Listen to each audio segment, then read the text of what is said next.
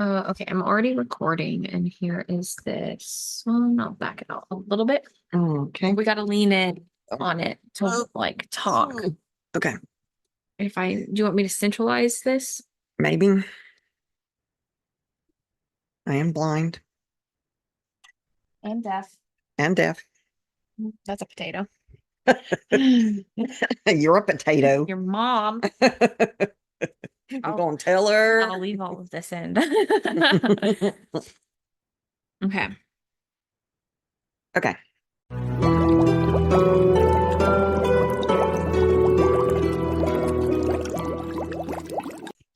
Hi, and welcome to episode 142 of C3 Crystals, Cauldrons, and Cocktails. I'm Red, I'm River. and today we are going to talk about urban foraging. But first, what are we drinking? Okay. So since we're doing a foraging episode, we thought we would try to do some kind of herby cocktail. Yes. So we're calling this one the Summy. the summer sparkler, which is not very a witchy name, but anyway. So it's made from verbena, which I have in my yard, and I brought some to Ren. And we're recording in person, by the way. Yes, we're together. And you take the verbena, which the one I have is a lemony one, and you boil it until the leaves are wilted, and you add sugar and then remove it from the heat and allow it to cool. And then you strain it, of course, because you don't want to eat the actual bits and pieces in your drink.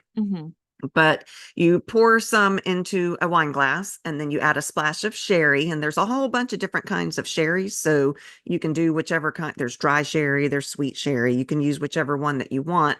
And then you top it with Prosecco or sparkling wine of your choice. And it felt very witchy to go and forage my verbena from my backyard and sharing it with Ren. So that was exciting. Okay. We've already been drinking it. Yes. So let's talk foraging. Well, do you like the drink? I do. It's okay. It's not so bad. It's got that slight lemony thing. I know there's different kinds of verbena. Did you know that verbena is also called the butterfly bush? I feel like I knew that, but probably not. Because it attracts butterflies. I knew that. Okay. I think. Okay. So, what is foraging? Foraging refers to the practice of gathering wild plants, herbs, flowers, and other natural materials from the environment to use in magical rituals, spells, potions, and other spiritual practices. Foraging is deeply connected to the natural world, which I really enjoy. Me too. And allows witches to harness the energies and properties of plants that grow in their local surroundings. I think that's huge, that it's your locale. You know, someone who lives in the state of Washington is going to have different herbs than we have here in Georgia. Yes, absolutely. So this practice is often guided by a respect for nature and understanding of spiritual and medicinal properties of plants being gathered. Yeah. So that's foraging. What's urban foraging? So urban foraging, I mean, as it sounds, is foraging in an urban area. But it isn't just about finding wild foods in the city. It's also a powerful way to connect with nature and magical properties when you're in a city and an urban environment. Because a lot of you might think, you know, I live in New York City. There is no way to connect with nature here. Yeah. But there is. So for witches living in urban environments, foraging can be a deeply enriching practice, providing ingredients for spells, rituals, and potions from your area too. And you might have thought in your head, you know, oh, I can't do foraging because I live in the city. But you can. You can forage anything, basically. We're going to tell you how to do it. Yep. So the magic of urban foraging. Woo woo. So what do we get out of doing this? So you can start by thinking of it as a way to connect with local energies. Yes. So foraging in your local environment allows you to tap into the unique energies of your city. And I love that because every city has its own energy. We've talked about urban magic before. I know I've done a TikTok on urban magic. There is a special vibe, a special magical presence in every single city, and every single city is different. When you go to New Orleans, that is a totally different vibe than if you go to Atlanta. Yes. Yeah. Yes, absolutely. So plants that grow in your urban areas adapt to specific energies and challenges of the city, making them powerful allies for your magical work, whatever you want to call it. So with that, it's also a way to be there's a way to be sustainable doing this. So by foraging in your local area, you reduce your reliance on store-bought herbs and plants, and many of which are harvested unsustainably. So this way, if your practice aligns with, the principles of sustainability, and if you're eco-conscious, this is just a way to tap more into that part of your witchiness. Yeah, and when you go to the store, like a main chain, you don't know where those herbs and plants have come from. Yes, absolutely. Maybe your local farmers market. Yes, you can. That's also supporting your local community. But the grocery store chains, they aren't going to have the same depth of meaning, the same energies that you can find from your own local areas. Yeah, I agree. So, learning to identify and use local plants empowers you as a witch. It's going to deepen your knowledge and connection to the natural world and enhance your magical abilities. And this is something I want to emphasize, that you don't lose just because you live in the city. So, what are essential urban plants that you might use for your witchcraft? I mean, obviously, this depends on where you live. Yes. Different places have different things, but dandelions. You can use dandelions. They're excellent for divination, wish magic, calling upon the spirits. The leaves and the flowers can be used in teas. I love a good dandelion tea, or spells to enhance psychic abilities. You harvest them. They're everywhere, even in the city. And so they're often found in parks and sidewalks and vacant lots. And just so you know, and I think we might have said this before, the dandelion is the only herb that goes through all three phases. It's got a phase that represents the sun, the yellow flower. It's got a phase that represents the wish phase when you blow the wishes. It's a celestial phase. It's the only herb that has all three phases to it, which is really cool. Yeah, I think we talked about that in one of our earlier herb episodes. So I don't know what episode that is, but go listen to it. Go listen to it. But you can also use wild rose, which I think is really, I feel like I don't locally have any wild rose here, I don't think, where we are, but no, I bet we could find some, but it's not something that you see commonly. Yes. It's like, we have bamboo, a lot of bamboo growing wildly. In some places, yeah. More my area than yours. Yeah. Yeah. So roses are associated with love, beauty, protection. The petals can be used in love spells, while the hips are great for hips. Rose hips. I never thought roses had hips. But all of us beautiful women have hips. Okay. Wow. So while the hips are great for making protective charms and potions, and then harvesting. So in terms of harvesting, you're going to look for wild rose bushes in urban parks and along fences, and harvest the petals and the hips when they are vibrant and healthy and like ready for harvest. I just never thought a plant had hips before. Wow. And then a plantain. So I thought this was so cool. Yeah. So the uses for a plantain is they're used for healing properties. And plantains are also great for spells related to health, protection, and grounding. The leaves can be used in salves. Anyways, I'm not going to delegate on my error. Well, now you've brought attention to it. Yes. And teas for physical and magical healing. And then harvesting the plantains. So they're commonly found in lawns, parks, and along walkways, which are really cool in certain areas. And ensure that your area is free of pollutants before harvesting as well. I don't think we have plantains We here. don't, but I thought it was really cool that in some places you That can would just be a common. harvest the plant. I think it's so cool. Mhm. And then there's nettles. So nettles are a powerful herb for protection, purification, and strength. You can use them in protection spells. You can create a nettle tea, which I've never had a nettle tea, so I don't know. I haven't either. I don't know if it's good or not, but it will boost your inner strength if you do. And nettles tend to grow in clusters in shady areas. Wear gloves when you harvest them. They sting, I'm telling you. So definitely wear gloves when you harvest them, but that's something that you can find in the city. Mugwort is another herb that you can find in a city, and it is excellent for enhancing psychic abilities, dreams, and divination. You can use it in little dream pillows. You can make incense with it, teas to tap into the visionary properties. And it often grows in disturbed soils along roadsides. So you have to look for that distinctive silvery underside on the leaves when you're looking for that. Okay. Yeah, there's a lot of like herbs and everything that you can find in your local area. Those are just a small few, very small few. But I want to provide some tips for safe and ethical foraging. We always have to talk about this. Yes. So, always ensure that you have correctly identified the plant before using it in your magical practice.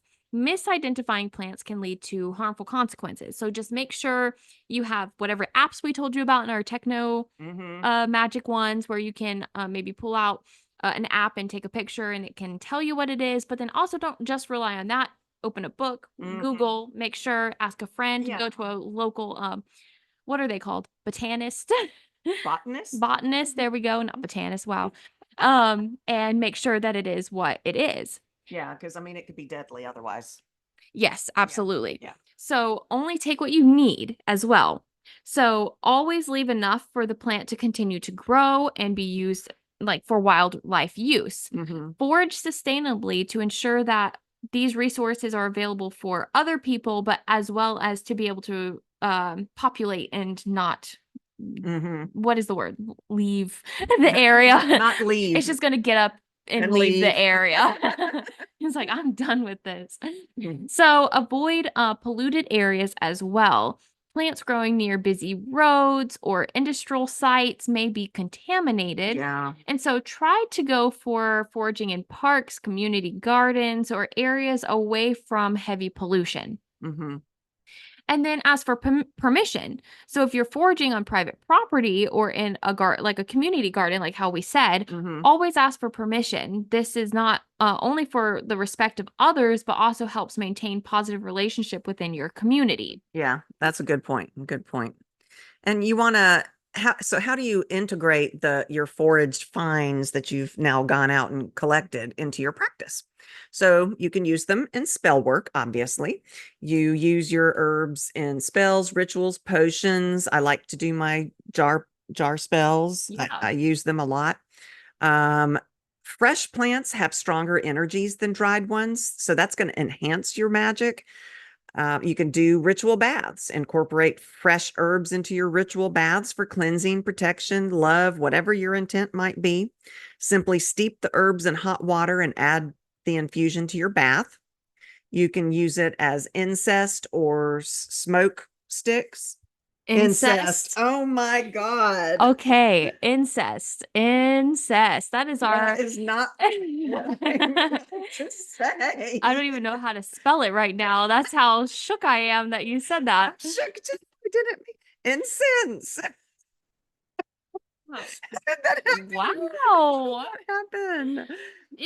You said it so nonchalantly too. You said it with such confidence and ease. I was concentrating on not using the word smudge. And so I wasn't paying attention when I was saying incense, because I know smudging is a localized practice. Yeah, it's close practice. And so I was like, I got to come up with another word for smudging. And I said incest instead. So while you're doing your local foraging, please include incest. Oh, please don't include incest. Let's not go down the incest road. Holy shit. Okay, so incense. Dry your foraged plants and use them in incense or put them into bundles to make smoke sticks. This can help purify your space, especially if you're engaging in incest.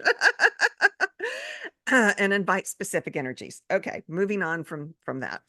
You can make herbal teas out of them. So, and again, you better be darn sure to know what these herbs are before you start making anything you're going to consume into your body. But there are a lot of great herbs out there that make some wonderful teas for your magical practice. Oh, absolutely. So where do we find these magical ingredients in a city? So we've kind of already hit on parks and green spaces, but many parks have areas with wild plants, especially in less manicured sections. So look for native plants along the edges of parks or in designated wildflower areas. And then, as I stated before, you have community gardens. Now, I don't locally know of any community gardens where I live, but you might have some near you. Especially, I think that is common in bigger cities that people do want to grow their own food. So I think community gardens are a big thing out there. Yeah, I'm just also an introvert and I don't leave my house. So that can also be a reason. And so you can also join a community garden to gain access and learn from maybe fellow gardeners, maybe like learn a thing or two about plants. I know I need some education on plants, so maybe I should look into a community garden.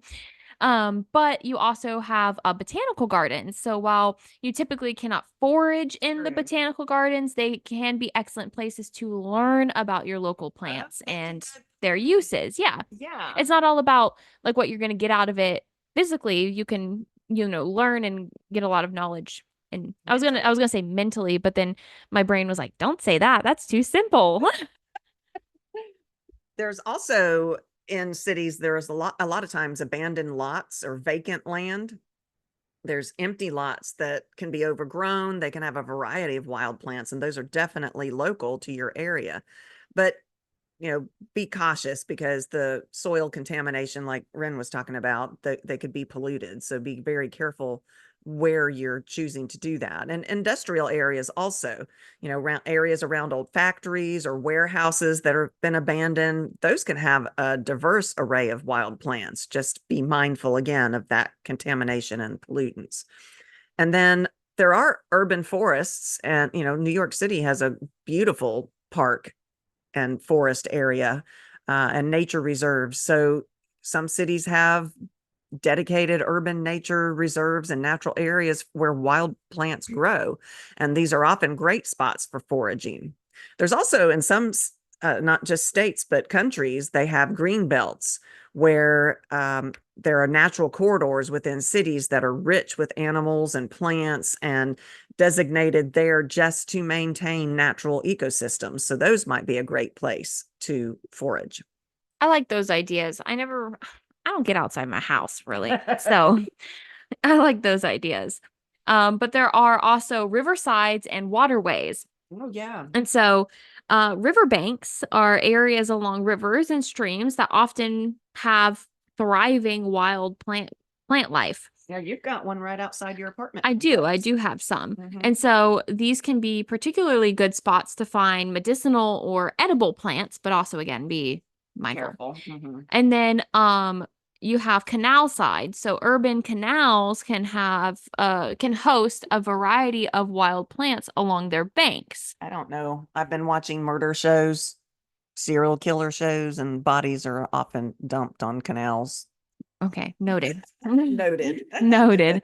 But there's also in residential areas, you have lawns and gardens. So some residentials have wild plants growing in their lawns and garden borders. So like dandelions, clovers, maybe plantains if you're in the area. And then alleyways and sidewalks, which alleyways and sidewalks cracks.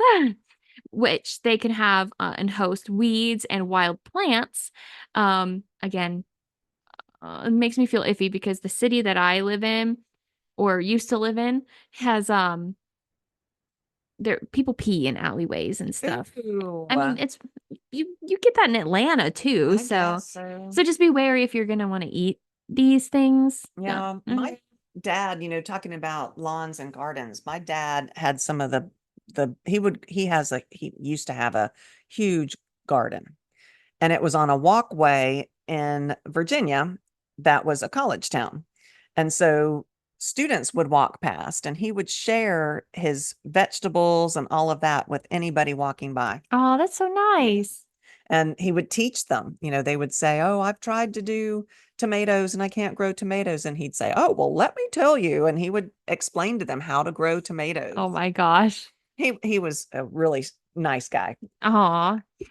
But speaking back of sidewalks again, sidewalk cracks, did you know that even in Pompeii, the ancient city of Pompeii, the one where the volcano, Yeah. yeah, they had raised sidewalks to keep pedestrians safe from traffic and the city's waste, of course, because anyway, See, how can you say you? You already know. It's still basically the same thing. I know you're right. You're right.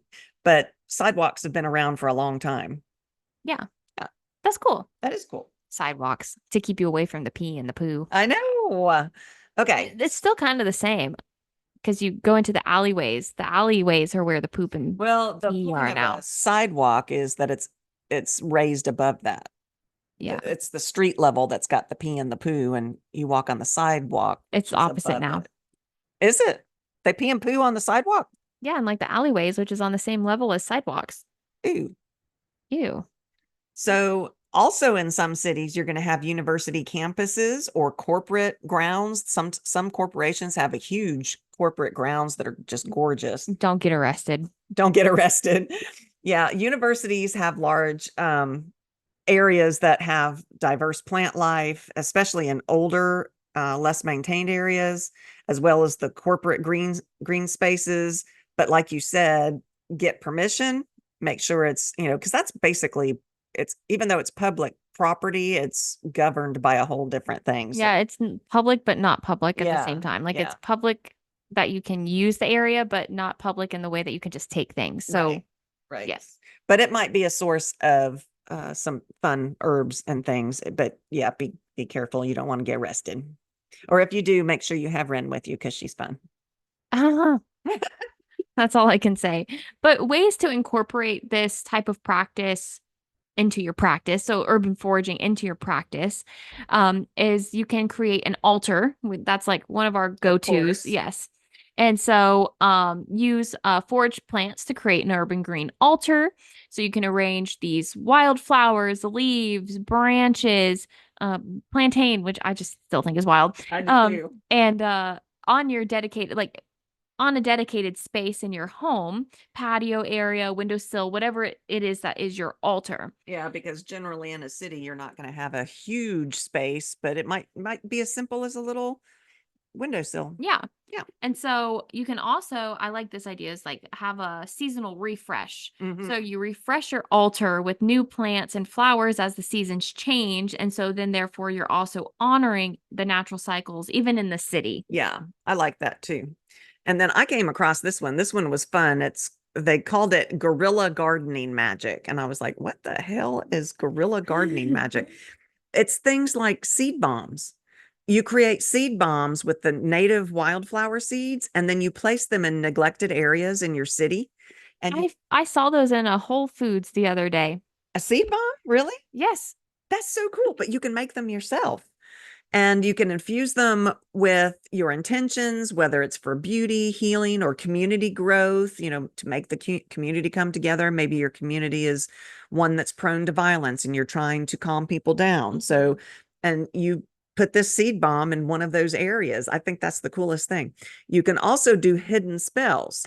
You can plant enchanted herbs or flowers in public spaces or shared community gardens, infusing them with your positive energies to benefit anybody that comes by. I feel like my dad would have done that. Yeah. I think that he was a witch. I think I've said this many times. He just didn't know it. You can also make ink out of your foraged plants. Oh. Magical inks, make your own. And, obviously berries, Yeah, but not just berries, but the flowers, the leaves. Use this ink to write your spells, make your sigils, draw your symbols. You can use juice from blackberries to create a protection spell written on parchment. How cool is that? that's pretty cool. Did you know that you can make ink by boiling, fermenting, and steeping in organic solvents? So you gather your components and their transformation into a bright liquid. It's kind of like alchemy, honestly. And it's really cool. You can make them that each ink that you make is going to have its own story based on where you found the plants, where you found the berries, use mint plants to make green. It's very cool. That's very cool. So making your own ink enables you to get to know your neighborhood a little bit better. You feel more of a part of it because you're using things that are actually right there. And you can learn more about the unique aspects of where you live and get the chance to learn the color of your own landscape and how time and temperature and geography and changing seasons change those plants that you forage. I think that is the coolest thing. And you can also create herbal stamps. Like I did this in Girl Scouts when I was a kid. You take a potato and or any other starchy plant like a turnip or whatever, and you carve into them. And then you use your own ink that you've made and stamp things on paper to make wrapping paper or on fabric to make a purse or whatever. It's very, very fun. I like all those ideas. I really like the ink idea. How would I use it? I don't know, but I just In think your it's cool. journals. I know, but it just seems so hard. I'm a lazy bitch. Lazy bitch witch. Oh, I guess I should have said witch. I'm a lazy witch. There we go. But I really like the idea of gathering tools. I guess they are tools. Gathering like small foraged items like acorns, pine cones. I was gonna say pinecorns. Better than incest. Jesus. Better than I am. Pinecorns and or seeds to create amulets or talismans. Oh, I like that idea. Yeah, so you carry these with you for protection, luck, or to attract specific energies. Now, I will say, before, I guess it wasn't before I was into witchiness or anything, and I don't like using the word before I was into witchcraft because I've always kind of really liked Always... it and felt like an affinity for energies and vibrations. I never just didn't know what that what it was, Mhm. and I guess I still don't. Like we don't fully understand. Mhm. But I used to, so I have a story. I probably told this on podcast before, but when I was at my previous school, so I graduated college already, but I went to two colleges. I transferred into one. And so my first college, I was walking along one of the sides of the buildings and there were acorn trees and all of that. And this car goes speeding past me. Okay. It's like fast. This is the acorn story. Yes. Fast, like fast. And an acorn shoots up and it hits me. And I'm holding my phone and the screen is facing a certain way. Like it has to be like the most, everything aligned to that moment for this to happen. And my screen, I think, is facing out, like the phone screen. And an acorn shoots up from this car and hits my phone and shatters my screen. And to this day, my dad still doesn't believe that an acorn broke my phone screen. And so That's ever since hilarious. then, I was like, okay, whatever, acorns, whatever. And it was a big fat acorn too.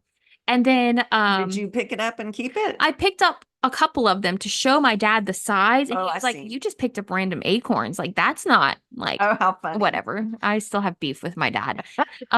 But ever since then, and I transferred schools, blah, blah, blah. And the new school I was going to, they have like the little tiny baby acorns and everything. And I would pick them up and I would give them to my husband and be like, I thought of you when I saw this. And they would be either the really cute acorns that were perfect, the hat, or the most ugly, mutilated ones ever. And on the days that they were the mutilated ones were probably the days where I was agitated with my husband. I was like, I thought of you when I saw this ugly thing. They say that if you pick up the first acorn that you find in a season, you carry it with you for the whole year It brings you luck, and you Okay. put all your energy into it, I and need to then keep my eye out for an acorn. you return it back to nature at the end of that year. I think somehow all of those acorns ended up disappearing. Like they're gone. I don't know where they are. They broke other people's phones. Yeah, for real.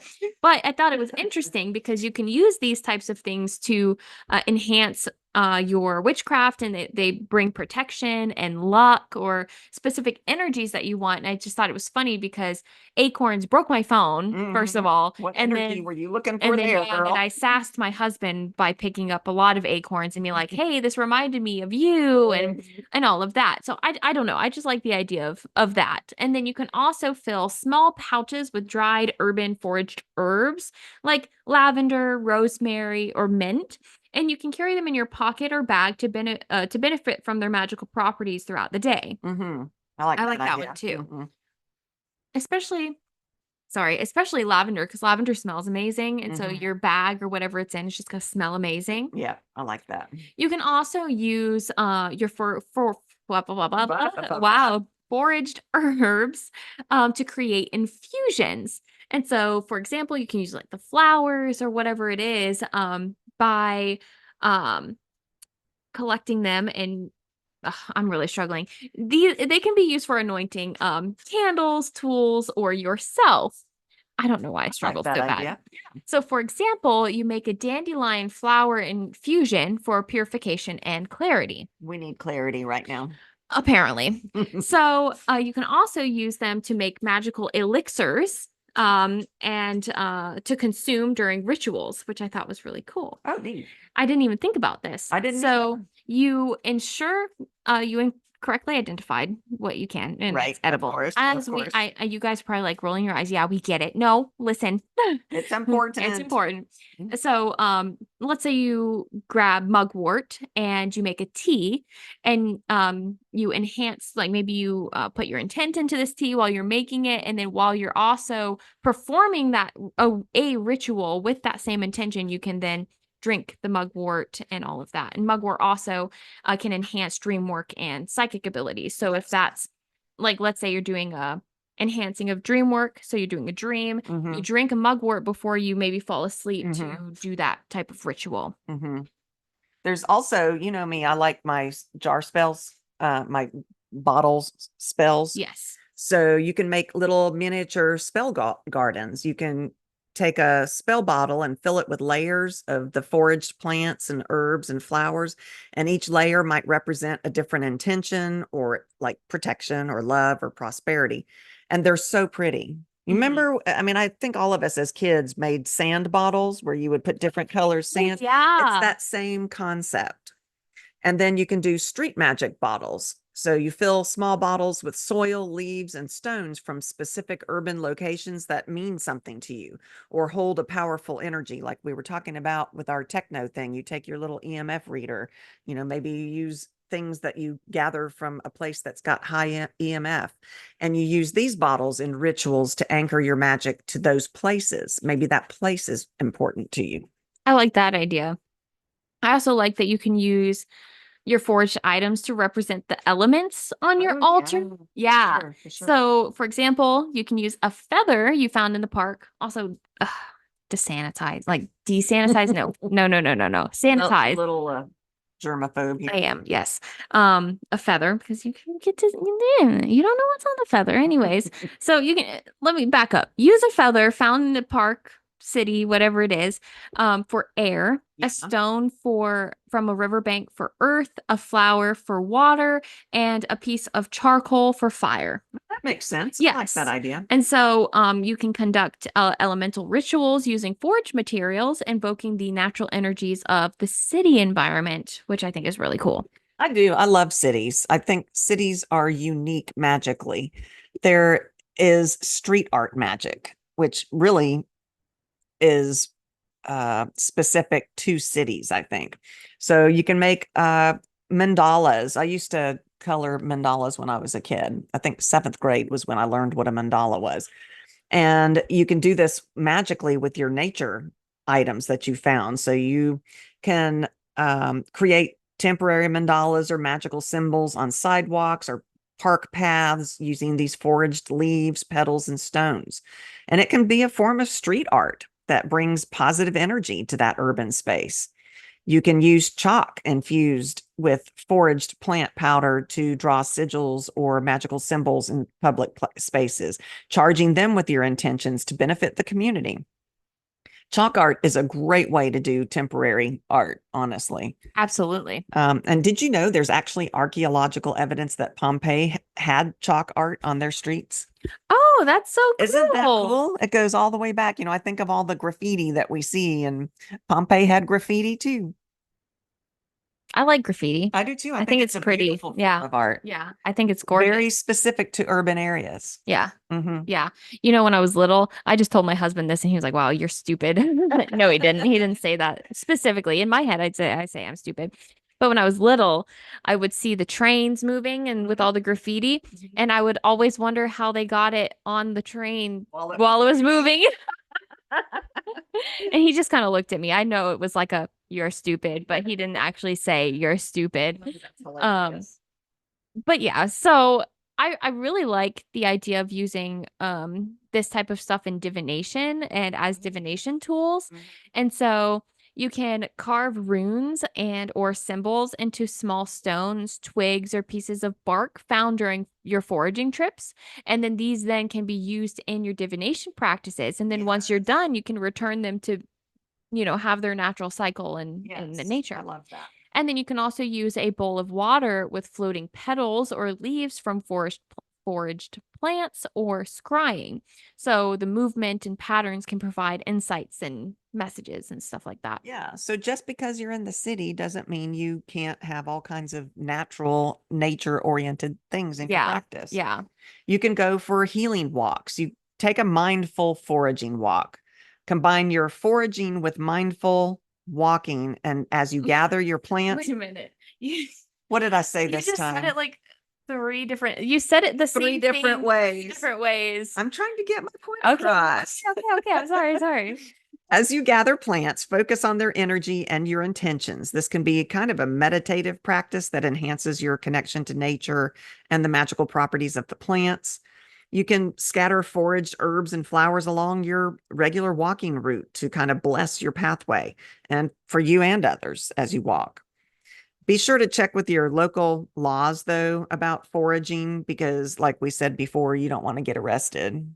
Yeah, that's a big no-no. Yeah. Unless if you want to, then go ahead. If you want to, maybe you need 3 squares and a bed. Yeah. She's like, what the fuck? Where is this combo going from, River?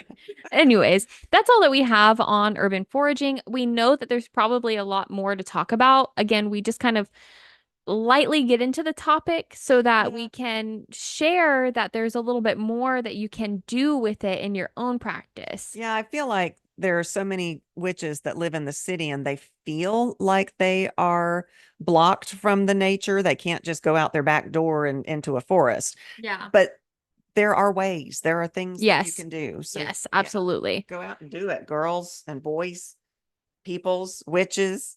Dings. Okay, we're spiraling. Let's say we're done. But if you would like to hear more, you can go to our website or hear more or learn more about us. Wow. You can go to www.c3witchypodcast.com. There you can find all links to our social media. YouTube is one that we're focusing on right now. Please go subscribe, comment, like, all the things. Run in the background. Listen to us on YouTube. Yeah. Like it's a wonderful thing. You can also find our episodes on our website as well. You can also find our merch, which is also at www.c3witchypodcastmerch.com. Also, we've got our newsletters there. I was about to say that. Go look at our newsletter. We got our July newsletter up a little late, but better late than never. Yeah. We're working on it. And I think that's it. Thank you guys so much for listening. We'll be back. And until then, stay witchy. Woo!